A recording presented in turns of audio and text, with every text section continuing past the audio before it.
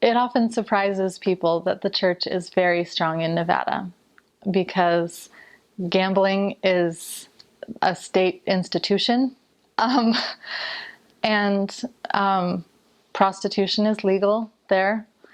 And I didn't know that till I got there and was extremely horrified.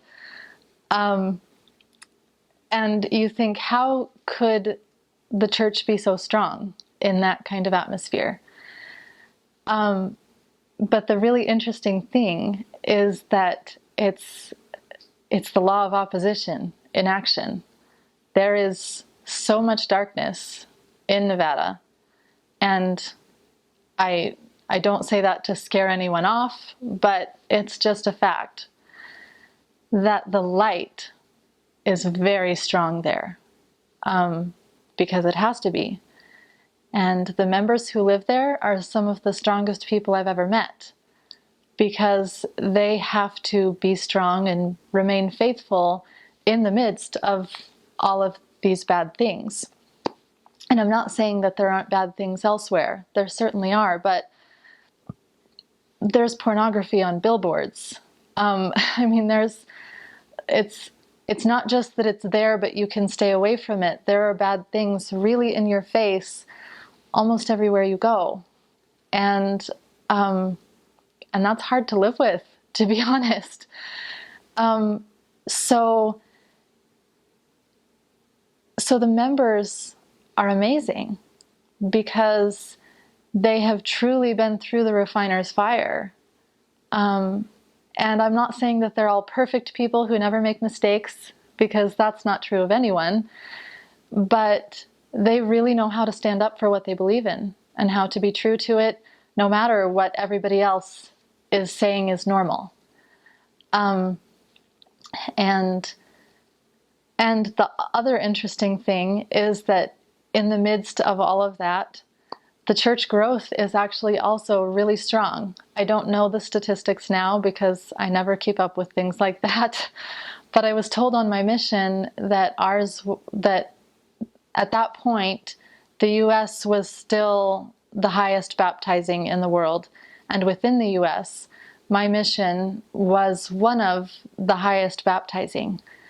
And I realize baptisms don't always tell the whole picture because retention is an issue too, but the church is really growing there. And in Las Vegas especially, it is really hard to keep the wards organized because they're growing so quickly that they're constantly splitting them. And that's a wonderful problem to have, it's great. It does make things difficult sometimes, but if you're going to have a problem, that's a great one. And I think that the church growth is for the same reason, because these people are living in quite a bit of darkness, and that at least some of them, a lot of them, start to recognize that, and they know that they're not happy, and they are desperately searching for something that will make them happy. And when we give them something that will actually give them lasting happiness instead of just the instant gratification of some of the world's remedies, they want that desperately. And so people are coming to the church in droves because they want real happiness, not all that stuff that I talked about that is so popular in Nevada that you hear about it and you go, what? That's horrible. The thing is, obviously people keep doing those things or the businesses would die out completely, but it's not what anybody really wants. And people are trying to run away from it.